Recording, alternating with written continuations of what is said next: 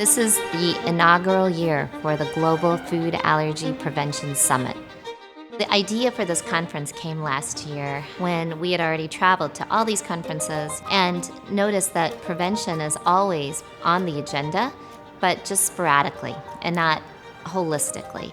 Often when you're at a conference, you end up being pulled in lots of different directions, and the fact that this is a conference on food allergy prevention means that the people here are all experts in prevention. While food allergy prevention is pretty niche as a topic, we come to realize that there are a lot of people working on this topic and coming at it from a lot of different angles. There's some supporting and maybe even overlapping studies happening around the world. And how do we take those and get everybody in the same room so that we're all working together and not separately on this mission?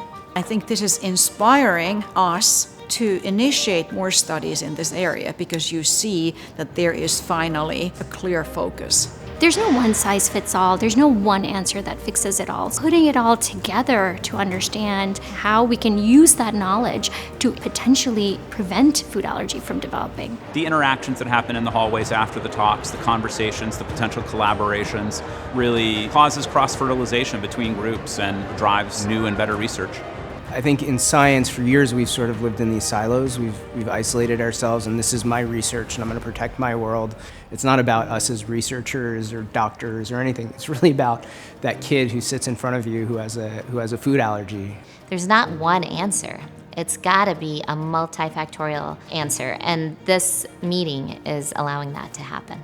My ultimate goal, and I think all of our ultimate goal, is to be able to successfully prevent food allergy in the next 5 to 10 years so that we can just turn the tide and stop food allergy as a growing epidemic that it is today.